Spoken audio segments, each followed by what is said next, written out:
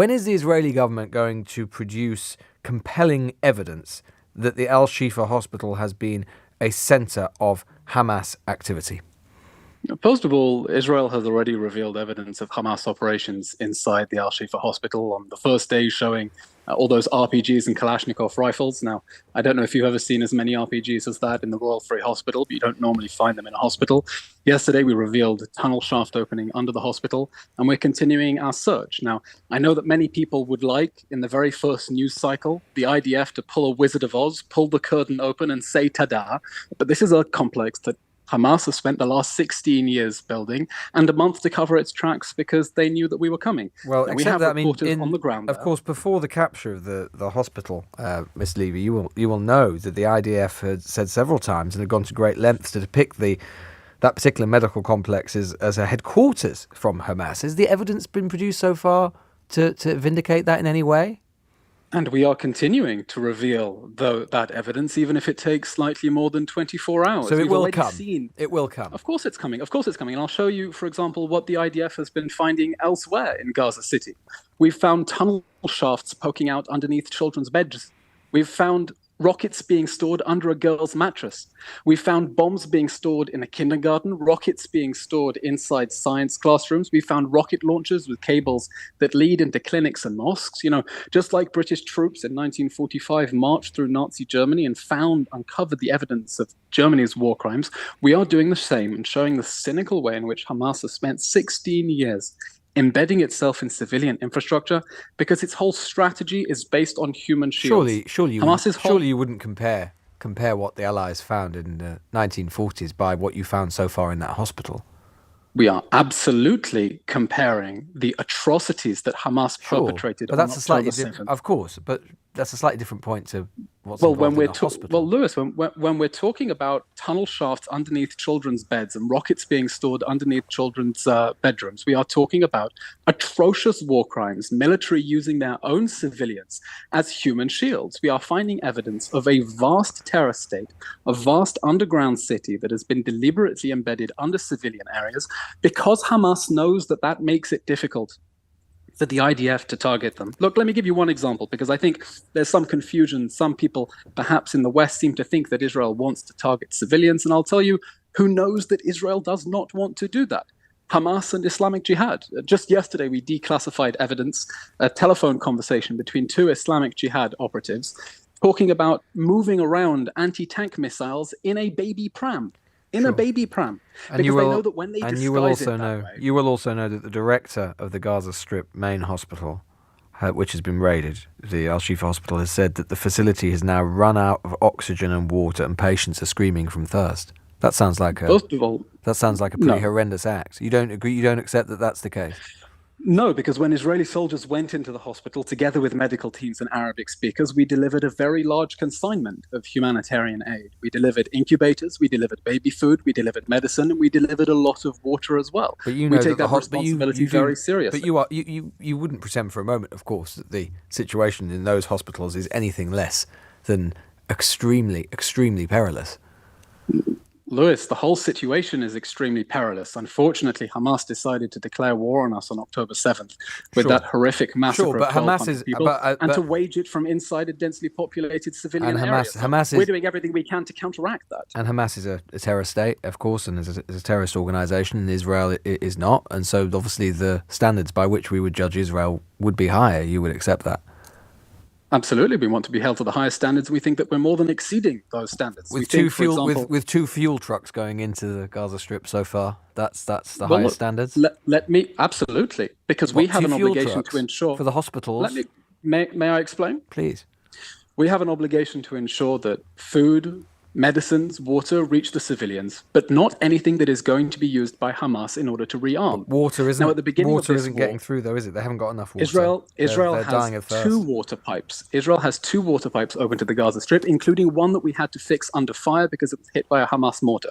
But I want to explain this point about fuel because I understand that it's a matter of preoccupation. At the beginning of this war, Hamas sat on a vast stockpile of 500,000 liters of fuel. That's enough to circumnavigate the globe in a Boeing 747. Not only did they have their own vast stockpiles, they also stole fuel from the United Nations, 24,000 liters, UNRWA admitted this in a tweet on the 16th of October that they then hastily deleted under pressure. Not only that, but when Israel hand-delivered 300 liters of fuel to the Al-Shifa Hospital last week, Hamas prevented the doctors from obtaining it and acquiring it because it might make Israel look good. So we have an obligation to make sure that humanitarian aid reaches the people, but we also have an obligation and a duty under international law to ensure that that international goodwill not be abused so that the terror organization that perpetrated the October 7th massacre can fuel its own war machine by getting more fuel. You know, many things seem to be running out in the Gaza Strip, but not rockets, which they continue firing at us. Is there an upper limit? Is there any limit to the number of civilians who might die? And I understand the genesis of what happened on October the 7th, and I understand where this began. But is there any limit where the Israeli government will say that this is a cost which is too high, this is collateral damage which is simply too high? Look, let me explain what the objectives of our operation are now. I understand what the objectives. I would just appreciate if you could answer that particular question. I want to spread out. I want to explain the thinking. We are going to destroy Hamas's terrorist infrastructure so it can never again perpetrate a massacre like it did on October 7th. We will not go back to 6 a.m. on October 7th, and Hamas can invade us at will and butcher, burn, behead, torture, and rape Israelis at will. Now, in order to do that, we're going above and beyond, trying to minimize civilian casualties as much as possible, while we are fighting an enemy that is doing everything possible to maximize casualties on its own side. It's why for a month Israel has been urging people to evacuate. I think it's fair to say we've surrendered the element of surprise by giving so much time for them to evacuate, despite Hamas telling people to stay and telling them to martyr themselves. We've been operating humanitarian corridors so that people can leave, and those corridors, our soldiers have been attacked by Hamas as we provided safe passage. Now, when the world ganged up on ISIS a decade ago, and Britain was one of the countries, one of the 86 nations that decided that ISIS can no longer be allowed to control territory, I don't recall British boots being on the ground in Raqqa and in Mosul as Britain laid waste to those cities in order to secure safe passage for Syrians and Iraqis while ISIS was firing RPGs at them. I understand. That is what we are doing. We are putting our own soldiers in harm's way. I understand. But is there, again, to go to that point, you will understand, and I'm sure will be sympathetic to the fact that there are so many people across the West and elsewhere who are horrified at the sight, as they were horrified by what happened in Israel on October the 7th, are horrified by the number of civilian deaths. I know you're saying that you are doing everything you can to minimize the deaths. Fine, I accept that. Let's accept that. But they're still happening. And so I'm just asking you whether there is a limit to that, or is it all, frankly, on the table until such time as you have achieved your military objective, which we don't know when that will be, and we don't know, frankly, if it will come anytime soon. Lewis, war is awful. We hate the situation. I hate the fact that all my friends are in reserves at the moment. This isn't a war that we started. It's not a war we wanted. It's not a war we expected. And it's a war that we're trying to end, and we're trying to end it in a way that ensures that Hamas cannot drag us back into a conflict again. But is there a military solution to this over the long term? Yes, you know the argument. The complete destruction of Hamas. But is that possible? And B, what happens if it comes at a cost of basically radicalizing much of the young people of the Gaza Strip against you, and you just violence begats violence begats violence, and it's endless? Well, first of all, there was an enlightening poll that came out this morning of Palestinian society across the West Bank and Gaza Strip showing that 75% supported Hamas's campaign of mass murder on October 7th. So we don't think there's much more radicalization to go.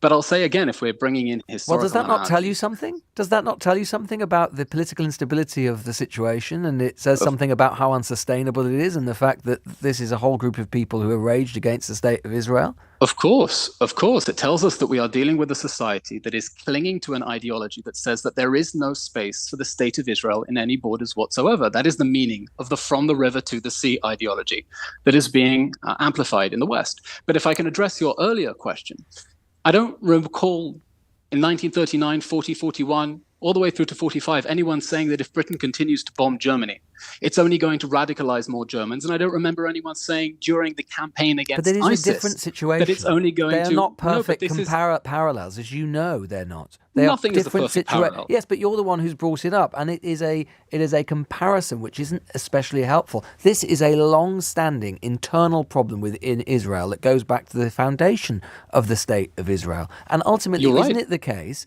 that until such time as Israel finds a way to achieve a permanent political settlement with the Palestinians, that this is always going to be, Israel is always going to be in danger. And by bombing Gaza to bits, all it is going to do is prolong the agony for Israel and for Palestine.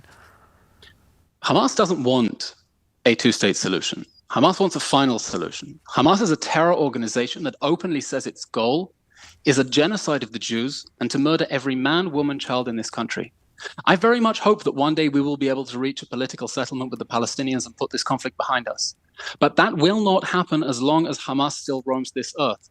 Hamas has a long track record, its strategy for decades. Whenever there seems to be a peace process, it blows it up. It happened in the 1990s, in the heydays of the Oslo Accords, when they launched their suicide bombings inside Tel Aviv. And it happens now, as Israel appears to be on the brink of normalization with Saudi Arabia, that it's trying to destabilize the region. People who want peace, people who want to see coexistence, need Hamas to vacate the stage of history. Because a terror organization that perpetrates such atrocities with such horrific brutality is not a partner with which anyone can talk. This is a genocidal organization motivated by a violent and twisted religious ideology. And is that terror organization we are going to destroy, just as 86 nations banded together to fight ISIS. And I don't recall anyone saying that if the UK continues to bomb ISIS, it's only going to radicalize another generation of Syrians and Iraqis. At some point a decade ago, the whole world realized that a violent Islamist extremist terror group cannot be allowed to control territory from which to direct attacks. And we're doing the same thing. The only difference is, Lewis, Gaza isn't halfway around the world. It's literally our backyard. If a soldier in the Gaza Strip does not attack a Hamas terrorist who's about to fire a rocket, that rocket is going to be fired and hit that soldier's house. So to come back to the original question, at any cost, at any civilian cost, if that's what it takes, because that's what's more important. We are going to destroy Hamas, and we are going to continue going above and beyond. No, because the way that you're phrasing the question seems to downplay our efforts to minimize civilian casualties. I'm not downplaying it. I said in the introduction to the question, I said, let's accept what you're saying, that you are trying to downplay them, fine. But that the cost's still happening. You will accept that civilians are dying in these attacks. You will accept that. Okay, you're not intending it to happen, and that can be separated with what Hamas did, of course. But it is happening. Hamas declared on us, and we want to end this war. And we want to end this war in a way that means that we're not going to wake up the following morning with Hamas invading Israel and abducting more of our children into the Gaza Strip. Lewis, I wish we weren't in this situation.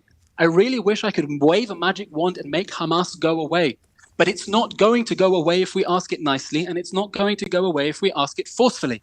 Okay. Hamas has forced us into a fight. It's forced us into a fight to bring back our 240 hostages, including our stolen children. And it's forced us into a fight to destroy the terror organization Hamas isn't in the West Bank. And you still have violence and problems in the West Bank.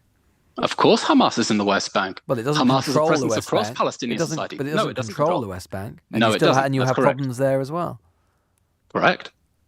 So it's not just about Hamas, is it? It's also about the political situation between Israel and the Palestinians. And, as I said, and eliminating the root cause.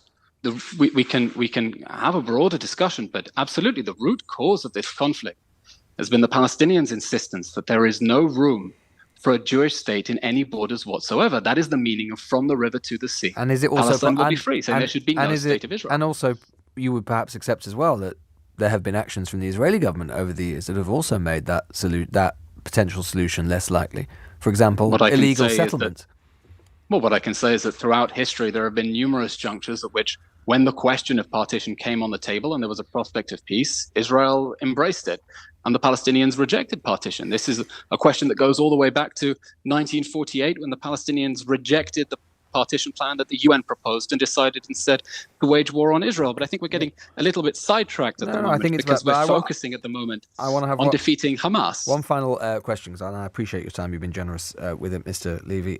You've been generous. Well, indeed. Well, there we go. There has been... I was at the protests, the marches in London last Saturday, reporting on it. I noted at the time you tweeted something to say that these people were rape apologists, or that this was the biggest march for rape apologists that London had seen. That was a pretty outrageous tweet, wasn't it? There were lots of people there, plenty of people who would have no truck whatsoever with the idea of rape apology. Well, no, because Hamas on October 7th perpetrated brutal acts of rape. But they weren't. But you will appreciate it is a little bit more complicated than that. That it would be perfect. You would accept that it would be perfectly possible to go on a march like that, to call for a ceasefire. Okay, you don't agree with it, that's fine, but not endorse the idea of rape and not be an apologist for rape. And tweets like that, what do they achieve? You know what, Lewis? If some people think I went too far, then I will offer this. For every person who goes on the next march and takes a selfie of themselves holding a sign saying, "I condemn Hamas for raping Israeli women and girls," I will personally donate £10 to UNRWA or any charity of their choice. They should tag me on Twitter, at Eylon A. Levy. £10 to the charity of their choice. But you would accept that it would be possible to go on a march like that and not be a rape apologist, and therefore your tweet was off colour, to say the least? I think anyone who is telling Israel that we should abandon our 30 child hostages in the hands of the paedophile rapists of Hamas, because yes, there were acts of pedophilic rape. This is the problem with this. This is the problem with this debate. Yes, okay, but they're not saying that. What I'm saying is it's possible to go on a march like that and not endorse those things. They just want a ceasefire. No, but that's the problem, because anyone who is demanding a ceasefire that leaves our hostages in Gaza and Hamas in power is saying that the rapists who perpetrated the October 7th massacre should get away with it, should not be brought to justice, and should be left free to reoffend, while Hamas leaders are telling us that they will perpetrate another October 7th and another and a million October 7th as much as it takes. That is the consequence of calling for a ceasefire. I understand people don't want more suffering. They want this war to go away. But when you are calling Israel to defend itself, you are saying that the people who burned whole families alive, who tortured children in front of their parents, mutilated parents in front of their children, who committed barbaric acts of rape, should be able to get away with it, and Israel should not be allowed to defend itself. That is the meaning of calling for a ceasefire, and that's why I repeat my challenge. Anyone going on the next protest in London, who takes a selfie of themselves with a sign saying, "I condemn Hamas for raping Israeli women and girls. I will personally donate £10 to UNRWA or any charity of their choice. They should tag me on Twitter, at Eylon A. Levy. I will gladly part with that money and be wrong and apologize to them for calling them rape apologists." In terms of what the lawyer to the court for South Africa said yesterday, Adila Hassim, one of the lawyers there, when he said that quote, as I just said, "Every day there is mounting irreparable loss of life, property, dignity and humanity for the Palestinian people." There can be no arguing with that, can there? I think the South African case is very sad because they've basically decided to become Hamas's lawyer. And I paid very close attention to what they said yesterday. And it's as if they mentioned Hamas just to tick the box, so to speak. They mentioned Hamas and they acknowledge that maybe Hamas did some bad things on October 7th.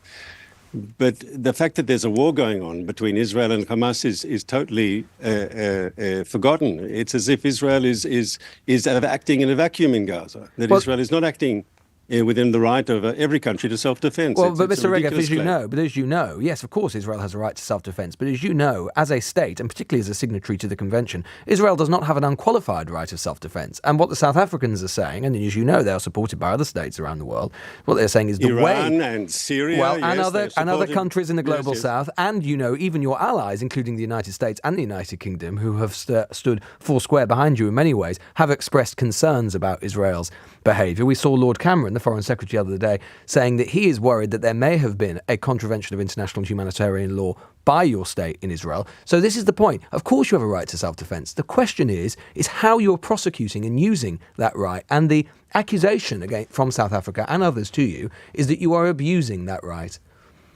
So, Lewis, let's be clear. I'm willing to have a serious conversation with the Brits, with the Americans about Israel's tactics. We're always willing to hear the thoughts of our friends and to engage, and can we do a better job? That's a good conversation to have, but that's not what the South Africans are doing. The South Africans have adopted full, life, how do you say it, in total, the Hamas narrative, and they're accusing Israel of genocide. And there, the British government, the American government, other Western governments have stood up and said, this is just simply not true. This is a baseless claim. I think the Americans said this is without any merit. And you have to distinguish between what is a valid argument, a valid discussion about our tactics. And we're always, as I said, willing to hear and learn from our friends and allies. But this charge of genocide is totally preposterous. It's outrageous. But Mr. Regev, I mean, isn't it the point that you have laid yourself open to that accusation in the manner in which you've conducted this war? 85% of Gaza's population have been displaced. The World Food Programme has said that 80% of the most hungry people in the world right now are in Gaza. That directly arises from the way in which you have prosecuted not just the war, but the way in which you have dealt with the humanitarian situation in Gaza. This was not the only way you could have conducted this war. That is the point. There were other options to you. You have not availed yourself of those options. Well, with your permission, I'll address what you raised in your question. It's true Please. that a large proportion, 85% of the population has been displaced. But why were they displaced? Because we asked them to leave areas of combat so they'd get out of harm's way. That has been documented. And 20,000 Gazans have died. Over 20,000. Well, those are Hamas's figures. They don't say how many of them are combatants, how many of them are civilians. They want you to believe, and South Africa in the court wants you to believe that they're all innocent civilians when that's clearly not true. But there will be many innocent civilians, will there not? Well, can you name, Lewis, and you're a student of history, can you tell me one war in modern history where civilians haven't been caught up in the crossfire? No, but I can't. Are you not holding, not holding Israel to a standard that no one else is held to? No, I'm holding you to a standard that is that of a modern state, democratic state, and that is better than Hamas and better than others who would seek to attack Israel. And I can't think, I have to say, of a war in which 85% of a whole population have been displaced. I can't think of a war where over 100 journalists have been killed in only 3 months. I can't think of a war I can't think of a war, and that's from the American Committee to Protect Journalists figures, by the way. They're not my figures, and I can't think of a war. Lewis, but let's be clear. If you talk about the journalists, let's first of all state the obvious fact that Israel is the only country in the region that protects and defends the freedom of the press. We're the only country that has a press that can criticize the government. Hamas, of course, allows no free press whatsoever. So to predict or to portray Israel as some enemy of the free press is frankly ridiculous, especially when you compare to who we're fighting against. But to be clear, on the first day of this war, on October 7th, when Hamas invaded our country with its army of terror and randomly killed people, they killed journalists. Of course, they're appalling. But did they kill them because they were journalists? They didn't kill them because they were journalists. They killed them because they were Israelis. They could have been bakers. They could have been farmers.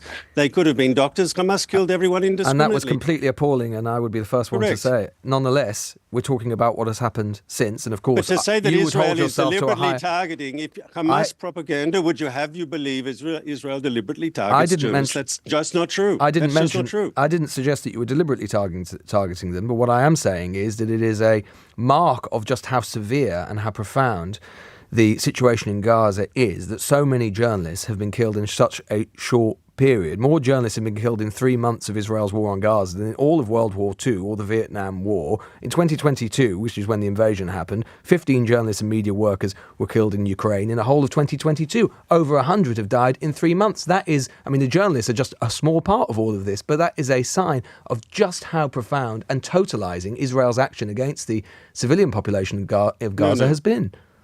Israel's operation is against the Hamas military machine. It's not against the civilians. But the result, whether you say that it is against them or otherwise, the result is the same. The result has been the same. But you're making a logical fallacy here. You're saying all the civilian deaths in Gaza are on Israel's hands. That's 100% not true. They wouldn't be dead if it wasn't for Israeli rockets. No, they wouldn't be dead if Hamas hadn't had a deliberate policy, and not just Israel says so, the EU says so, the UK says so, the US says so, others say so, of deliberately using Gazan civilians as a human shield for its military machine. You've had on this program discussions about Hamas's use of hospitals for its military machine, its use of schools, its use of residential neighborhoods. You see Gaza above. Below Gaza, there is a subterranean network of military tunnels and launching sites for rockets and command and control. Hamas leaders today are under the city of Khan Yunis. We're trying to get them. But so when South humans, Africa, in their indictment, ignores that. It's like Israel is there alone. There is no doubt. There is no doubt that Hamas are terrible people and that they have used their own civilians as human shields. There's no doubt about that. So, but you're saying, therefore, that when humans become human shields, that means they are just legitimate collateral damage in war, and you have no obligation to them at all. I never said said that's that. the logical. I never said that. That's your logical fallacy. That is what it wasn't my the logic. logical inference of what you're saying. No, well, so I didn't you have say no that whatsoever. But you're saying that if they've died, you're saying that if those civilians have died, it's as a result of the fact that Hamas have used them as human shields, despite the fact that obviously they've died as a result of your attacks, your rockets, and so on. So what is your moral obligation to those people? No, but when Mr. you Regev? say to me, when you throw to me the Hamas number that over 20,000 people have died, right? Well, the UN. It's clear they're not all civilians. It's clear they're not all civilians. Yeah. It's clear they're not all civilians. It's clear also a large part of the civilians died from Hamas tactics and Hamas munitions. And therefore, once again, I'm willing to have a serious discussion about Israeli strategy. But this South African approach, which is basically they've decided to be the lawyer of the Hamas terrorist movement, that's what they're doing, which says Israel is guilty of genocide without understanding that we're in a war, without understanding the difficult combat conditions, without understanding Hamas's strategy of using Gaza civilians as a human shield. It's like out of fantasy land. It's like it's divorced from reality. If let's imagine a situation in which the ICJ decides that you are guilty of perpetrating a genocide. Would that make any difference to what Israel is doing? My understanding of the court system is it'll be maybe up to 2 or 3 years before we finally get a result from the court. But I have to tell you, there are questions raised, like people came to us and said, why are you testifying in the court? And raised questions, and we've decided to go. But let's be clear, the court contains judges who don't come from countries with independent judiciaries, where you can expect the judge. Then why are you a signatory to the convention if you do think the whole thing's a waste of time? We are, and that's why we're there in the end. I'm just raising questions that become relevant when looking at the court. I'd ask you a question. There's a Lebanese judge on the panel. I mean, if he voted against the indictment, who knows what could happen to him in Lebanon? Yes, there's all sorts of considerations that need to be thought about. So your signatory... We have a strong case. We're making that case today. I hope you have a chance to watch it. You're broadcasting now, and it's going on as we speak. But indeed. I think Israel's case is very, very strong, and people who are independent-minded, who are legal scholars, and just normal people with a sense of justice will hear the Israeli side of this case and understand that the South African allegation is baseless. So, but to be clear, whenever it were to conclude, whether it's 2 years, 3 years' time, the Israeli government wouldn't accept what it said because you are suggesting that it is not a proper institution or that the process is flawed in some way. I never said that. So you would accept it? You would accept it? I just look, the whole UN system, as you know, and as the British government has said, there's institutional bias in the UN against Israel. Right? Sounds, Mr. Regev, like it sounds like, Mr. Regev, you're just trying to discredit the institution in advance of anything it might say, which sounds like a sort of strategic decision for your government to do so. Lewis, it's not Mark Regev and the Israeli government who've talked about UN bias against Israel. Kofi Annan, a former Secretary General, admitted as much. Ban Ki-moon publicly addressed the issue.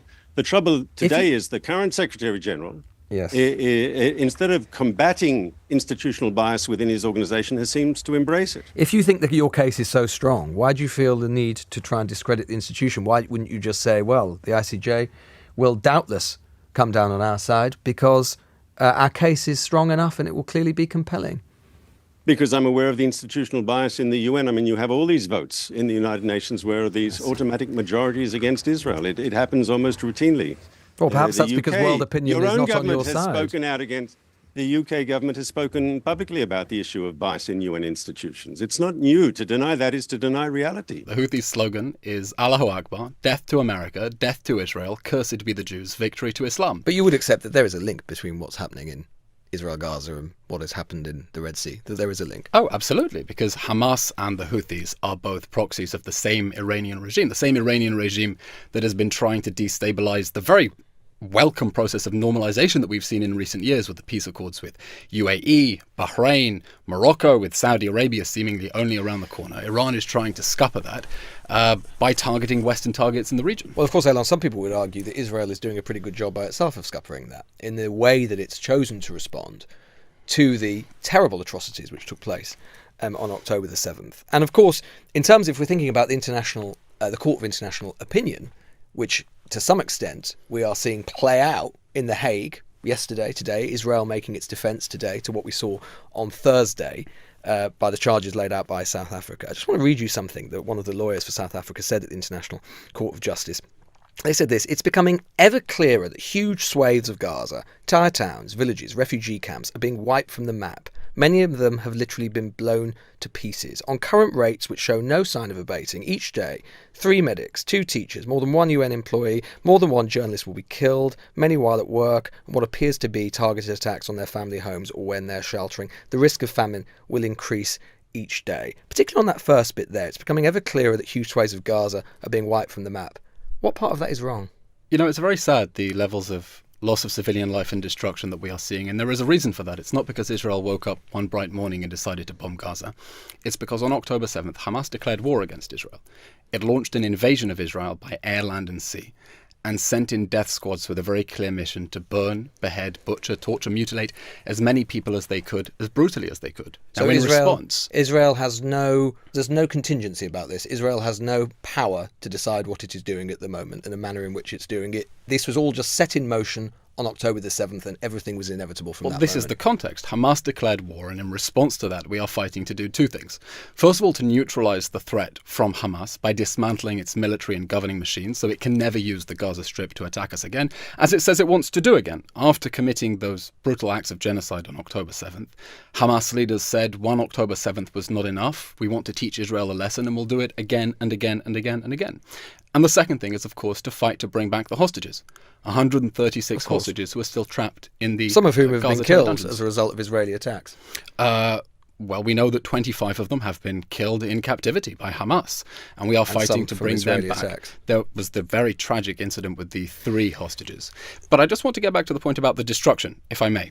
Yes. Because I'm not sure people understand what Hamas did over the last 16 years in which it governed but Eylon, Gaza. I don't want to get, with respect, I understand there is always, you can always choose a starting point of this, and some will say the last 16 years, some will say 1948, some will say even further back. I just want to focus on what's happened since October the 7th, which we can both agree, and I'm sure anyone listening to this will agree, were appalling, unspeakable crimes. But the point is how Israel has responded to that, which has been in your gift. And very often when you and other Israeli spokespeople that I interview and other people interview, you talk as if this is entirely inevitable, that a situation and a series of events was basically begun on that day, and Israel just had to respond in the way it did. No, you didn't. You could have chosen to respond in different ways. Of course you want to attack Hamas. Well, what you don't need to do is kill over 20,000 Palestinians, surely. People Lewis, in Gaza, many of whom will be innocent. It's tragic and it's painful, and it's tragic to think that everyone who has been killed. Eylon, Lewis, because it is surely very if it painful. were, your government wouldn't be doing it. Lewis, I don't know whether any government in the world, having suffered the bloodiest massacre of Jews since the Holocaust, the deadliest terror attack since 9/11, an armed invasion by air, land and sea, would say we're simply going to abandon hostages in the hands of that terror regime and leave it in power to attack us again, as it tells us it wants to do again and again. Our war has 2 very clear goals, and that's to destroy Hamas and bring back the hostages. Now, as for the level of destruction that we're seeing in Gaza, again, there's an address for that. Hamas, that spent the last 16 years deliberately embedding its military infrastructure underneath civilian areas. Of the 1,500 tunnel shafts that we found, for example, most of them have been in schools, hospitals, even UN facilities. Of course, the UN saying nothing about that. And of course, this war can end tomorrow. This war can end tomorrow if Hamas surrenders, lays down its arms, hands over the hostages. But if anyone thinks that we're going to abandon those vulnerable hostages, no one would suggest that. No one would suggest that. Well, some people, but the way in which you've responded. No, Lewis, but I want to stop because these measures that South Africa is trying to take to the International Criminal Court of Justice are trying to make it impossible for Israel to exercise its legal obligations to defend its people in the wake of such atrocities. No, but that is not true.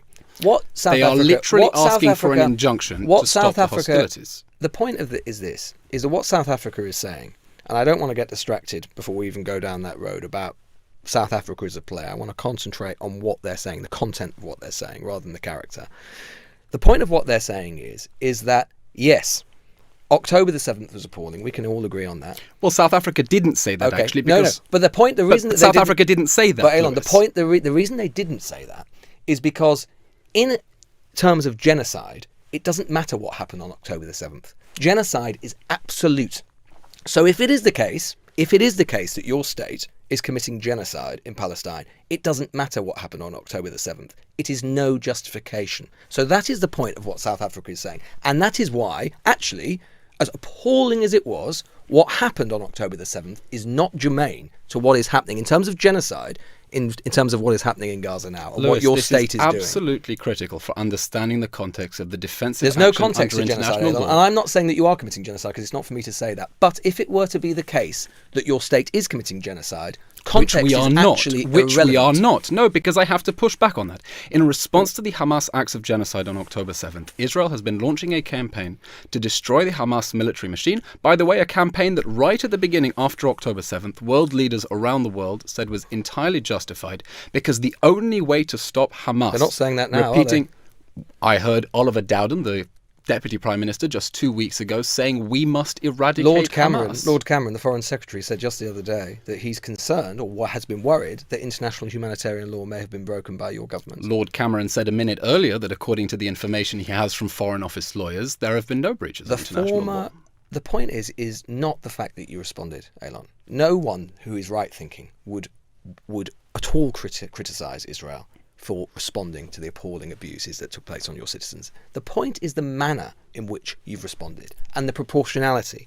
The former Pentagon intelligence analyst Mark Galasco has said to find a similar density of high explosives used in a small populated area, we might have to go back to the Vietnam War, when some 20,000 tons of bombs were dropped on Hanoi. Now, leaving aside whether we think this is actually going to realise your aims, which is deliver security to Israel, and if we're making the comparison with the Vietnam War, we can see it didn't do much for the United States, dropping over 20,000 tons of explosives on a tiny area. That is the point, that the proportionality is not proximate to what happened. And we can see that in terms of the casualties as well. Over 20,000 Palestinians dead in just 3 months.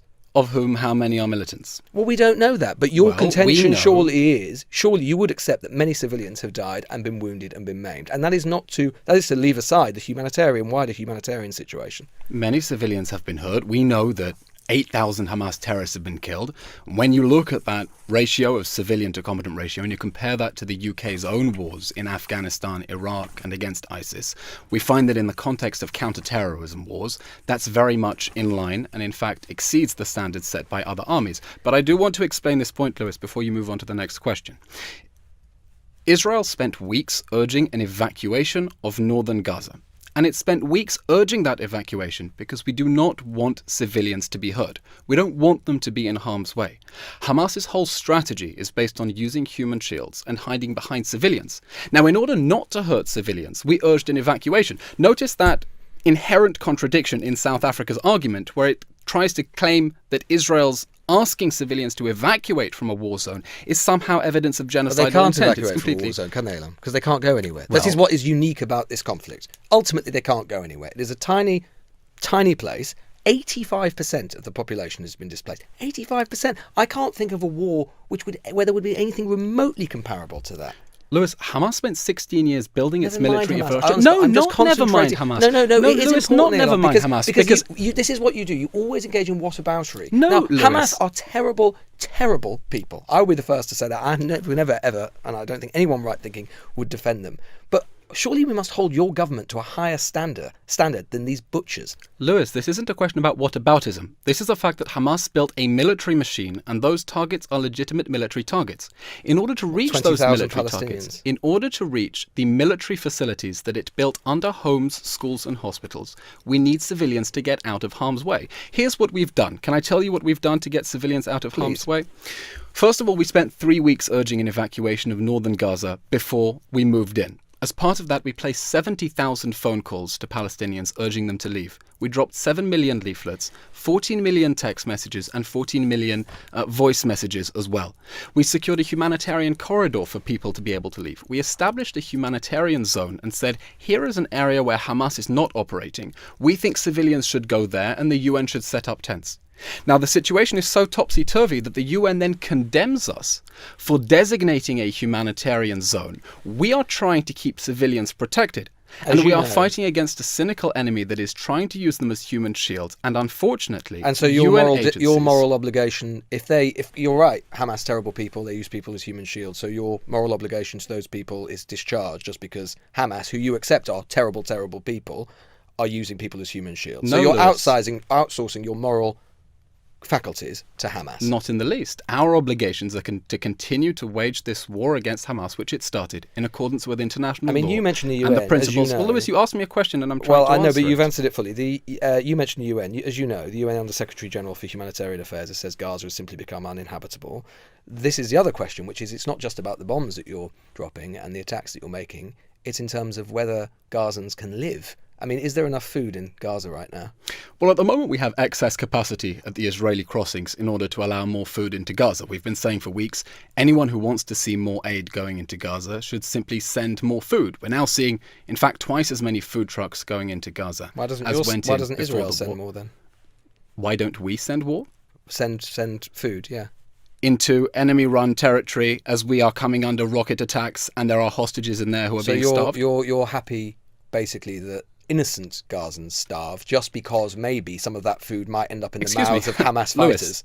Under international law, there is absolutely no obligation for a party that is at war with another party to supply it provisions. I thought you weren't at war with the Palestinian people. We are at war with Hamas, which governs the Gaza same. Strip. Our obligation under international law is to facilitate the delivery of aid necessary for the survival of the civilian population. That is what we are doing. And I don't recall any war in history in which one party to a war has sent civilians on the other side aid. By the way, that is what we are doing by streaming water into the Gaza Strip. Electricity that went into the Gaza Strip as well. Unfortunately, the same electricity that was used in order to perpetrate these attacks against us on October 7th. But this is your problem at the ICJ, which is that you are leaving yourself open to the accusation, which many people would say has credibility, that you are starving an entire people, and a people that ultimately you are responsible for. No, Lewis, these accusations are completely without any factual or legal 80% of basis. Gazans have no food. Why don't they have food? Well, for a start, you are not sending in, and you are not allowed, and you are I'm sorry, Lewis. You're consistently critiqued for not allowing enough humanitarian trucks Lewis. to get into the Gaza Strip. You're not sending food to Yemen. That doesn't mean you're not That doesn't mean you are starving Yemen. Israel has no obligation under international law to send food. Send food? No. Our obligation under international law is to facilitate the delivery. That is why we have more than double the capacity to let more aid trucks in. And if you would like more food to go into Gaza, and we certainly hope more aid will reach civilians in Gaza, you should send it. What we think is outrageous is that the UN has not said a word about how Hamas has been hijacking that aid. We have videos of Hamas terrorists hijacking food trucks, and unfortunately UN officials have not a word of condemnation to say about that. And we hope people, by the way, Lewis, you speak about the UN with a great deal of moral admiration. I didn't really. I'm citing what they've said. As an authority, we hope people understand how poorly served they are by international officials who are trying to cover up the fact that they are covering up for Hamas. Right. So you think the UN is in league with Hamas? That's your position. We think that there is a very serious problem of complicity. Right. Okay. Well, I'll give you an example. No, I just want to move on because we haven't got that much more time. You've made your point. One of the other claims. Well, you have. Well, the other claim. I haven't, but we can move on. All right. Okay. One of the other claims from South Africa is that genocide and hatred, and genocidal speech and hatred, has become embedded in the Israeli state, and that we've heard that from senior Israeli politicians, that hatred towards Palestinians has become normalized. Would you deny that? I don't think that you should judge a country by angry remarks made by certain politicians in a time of war. I'm old enough to remember when President Obama spoke of ISIS as being a cancer. No one took that as being evidence of genocidal intent.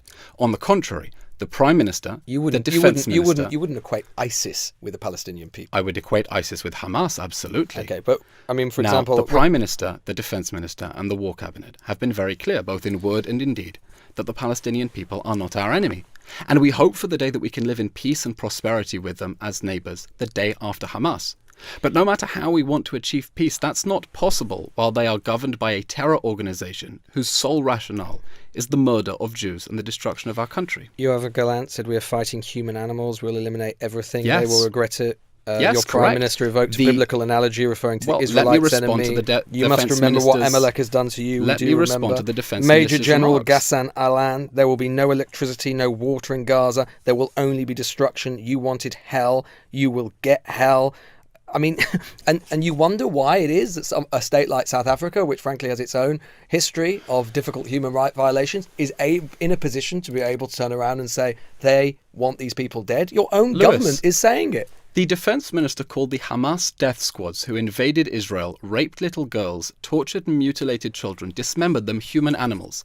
And we think it's disgusting that South Africa and a whole panoply of human rights organizations are angrier that we called people who dismembered little children human animals than about the dismembering of those children themselves. We have Feiglin, the founder of Israel's right-wing party, he is an irrelevant he's called individual for the complete destruction of Gaza. But you can see that there is an atmosphere which is developed. I'm sorry, Lewis. He is not even a member of parliament. He is an irrelevant fringe figure who is not even an elected official. The elected officials and the government of Israel have been clear in word and in deed that the people of Gaza are not our enemy. But it isn't just these people. I mean, you will know, for example, a group of prominent Israelis. And these include some of Israel's top scientists, the Royal Society member, Professor David Harel, academics, diplomats, former members of the Knesset. They themselves have said, not me saying this, that there is extensive and blatant incitement to genocide and ethnic cleansing in Gaza by influential public figures. They said that in a letter to your country's Attorney General and state prosecutors, and they demanded action to stop the normalization of language that breaks out both Israeli and international law. So it isn't just the outside world saying this, and it isn't just South Africa saying this, it's prominent Israelis saying this. Lewis, we're talking about a war, and a war that is being waged. So everything justifies it. No, Lewis, I'm trying to finish my sentence. When you look at the statements of the elected officials who are running this war, I'm not talking about fringe individuals, and we have many fringe individuals who will say many strange things. Just as Britain, there are many fringe individuals who will say strange things. We have made clear the Palestinian people are not our enemy. Hamas is our enemy. The human animals and savages who brutally committed acts of gang rape, paedophilia and necrophilia on October 7th are our enemy. And we are fighting so that they can never hurt us again like they are promising to do, and to bring back the hostages who are being physically, psychologically and sexually tortured in the Hamas terror dungeons.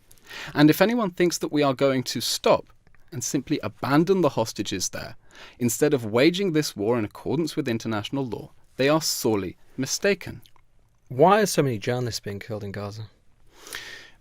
Well, one of the journalists who was killed recently happened to be hitching a ride with Hamas terrorists who was operating a drone. And if you have a look at that list of journalists who are killed, have you looked through the list? I have looked at the list. Have you? How many did you count? From the Committee to Protect Journalists. Exactly. On that list, how many people did you find who are listed as being Hamas-affiliated media? There were lots of people who work for Gazan media, yes, and some who work for Hamas-affiliated media. But you will accept 20. That there have been journalists who've been killed who I don't think that you can be a card-carrying member of Hamas and a journalist as well. I think it would be equally preposterous to speak of ISIS-affiliated or ISIS-affiliated journalists being killed during the bombing campaign of Raqqa and Mosul, which, by the way, also left those cities uninhabitable. Whether they're journalists or not, in some ways irrespective. I mean, more journalists have been killed in 3 months of Israel's war on Gaza than according to the Committee to Protect Journalists, more of all of World War II or the Vietnam War. Compare it to the Ukrainian war, which has obviously been going on for longer. 15 journalists were killed in the whole of 2022. Whether they're journalists or not, the fact that so many are dying does speak of the mass slaughter, doesn't it?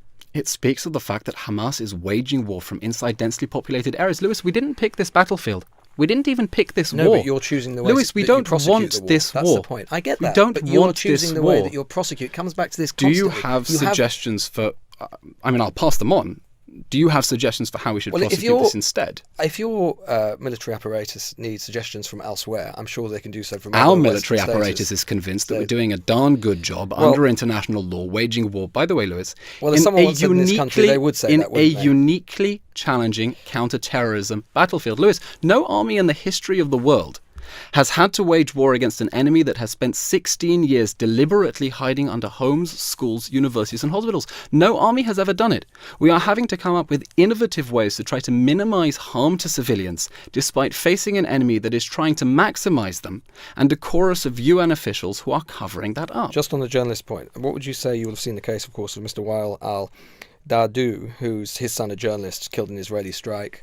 Al Jazeera bureau chief there, his wife Anna, his grandchild, his 15-year-old son, 7-year-old daughter, all killed since October.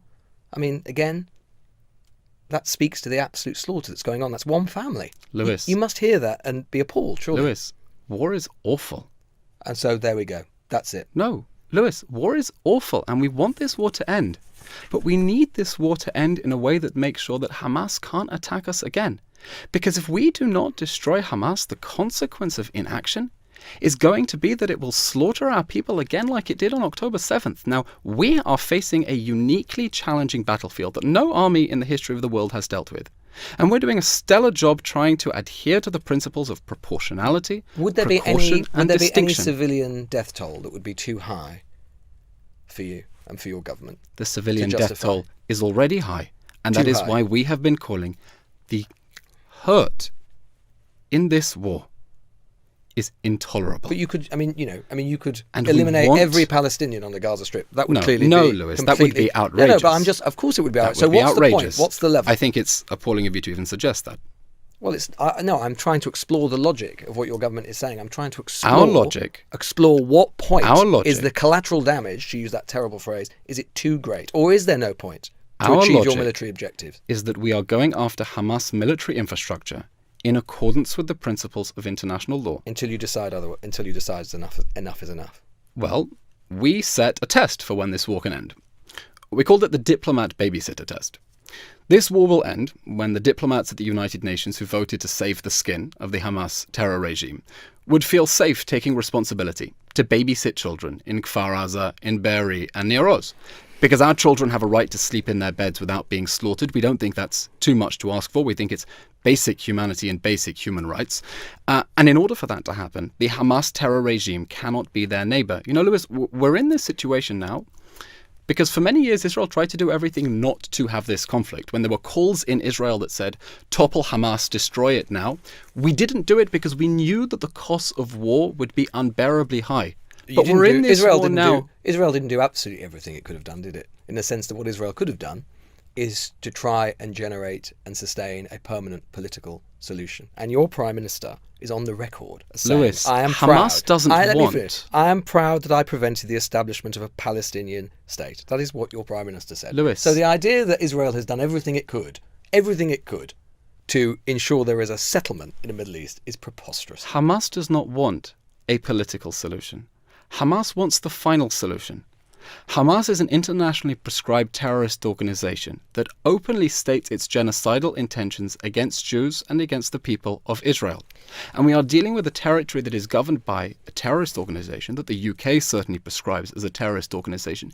It isn't possible, Lewis, to reach political settlement with an army of terror that thinks brutally gang raping a woman and then chopping off her breast and playing with it like a football at the Nova Festival. That is not an organization with which you can reach a political settlement.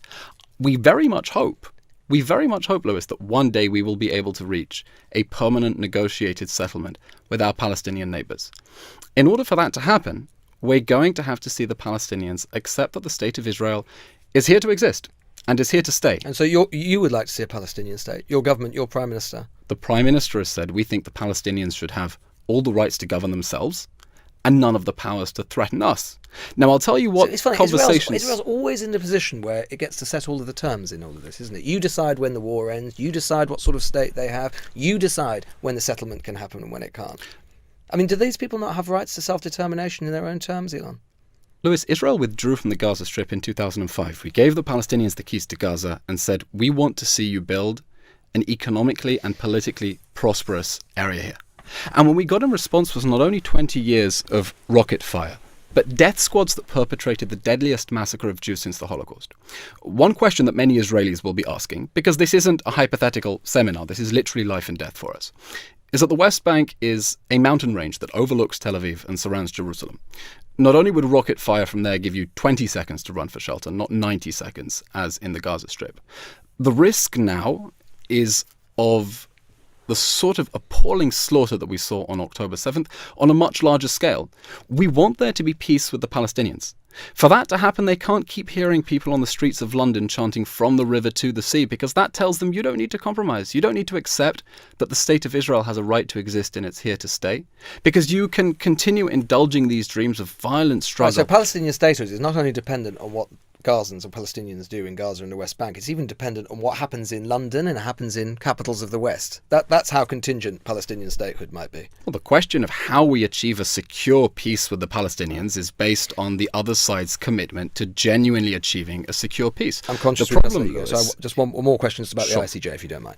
If the ICJ were to rule against you, in the preliminary round, the actual eventual conclusions may take many years, but in terms of their preliminary assessment, will you comply with their stipulations? We fully expect the ICJ to throw out this spurious claim. No, but if they don't, will Well, I'm you not going comply? to answer absurd hypotheticals It's because not absurd hypothetical. No, It's either Lewis, yes or no. it is could an easily absurd happen. hypothetical because when you have parents sitting in that courtroom whose children were abducted and being held as hostages, the idea that an international court of justice that is supposed to uphold international law might actually order those parents to stop fighting to bring back their So children you'll adhere to a court judgment if they rule your way. It's an what absurd kind of hypothetical. kangaroo court would that be? It's an absurd hypothetical. Why It's are not- you even signatories to the convention if you are unwilling to commit to abide by the means by which that convention is policed and enforced? What is the point? Lewis, the State of Israel was one of the first signatories to the Genocide Convention because the crime of genocide And was so I would have defined- thought that the State of Israel would be the first to say that they would want to see that court stipulations are adhered to for the precisely the State of reason you Israel are would referring like to see international law being applied fairly,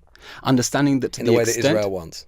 No, in a way that understands that on October 7th, we were the victims of an act of genocide, and we are now exercising our inherent right And under Hamas is not a international signatory law. to the convention. That is why they are not in court, because they are not a state, as you often No, fond of instead saying, it has and South because they are Africa not a- acting as its legal arm. Tragically, we think it is What very on earth sad. does that mean? Just Well, engage. South Africa- Have you ever heard of the phrase of playing the actual issue rather than the man? South Africa is playing advocate for the devil. South Africa, which has aligned itself with Russia and China and Iran, the same South Africa that invited Iran, which backs the Houthi rebels, to be part of the BRICS, has decided to throw its lot in with Iran. What do you think it and, says and for Hamas. What do you think and it on says, October 8th, what do you think it Lewis, says will you ask from me a Israel? question? What do you think it says from Israel's moral authority that you're basically saying that you will only obey what a court says if they agree with you? That's not how courts work. The whole of society, as you know, would dissolve into disorder and anarchy. You're basically saying international law does not matter to you. I'm not saying that. You're putting words in my mouth. Well, it's what the I'm logical saying, inference of what what I'm you're saying. saying is that as 136 hostages are still trapped and being starved and raped in the Hamas terror dungeons, the thought that the International Court of Justice might order Israel to cease its efforts to bring them back home to safety is something so horrific that I can't even imagine. But they that might say, scenario. for example, that they want you to ensure that there is access to see what's going on at the moment, that there are documents available to them, all of these stipulations that might enforce and help them understand what is happening. Would you not? Your government will at least accept that, surely. Well, the State of Israel at the moment is being part of these proceedings and has presented very clearly evidence of the atrocities that Hamas perpetrated and the extensive efforts that we have made in this uniquely challenging environment to try to keep civilians safe, despite Hamas's efforts to keep them in harm's way. All that evidence was laid out in our legal team's stonking performance at the ICJ, including as part of our legal team, Professor Malcolm Shaw, who literally wrote the textbook on international law and literally wrote the International Committee of the Red Cross's suggested reading on genocide and international law. And you're confident that Israel has obeyed international law, international humanitarian law at all times? Yes. Mr. Levy, thank you so much for coming in. Thank you, Lewis.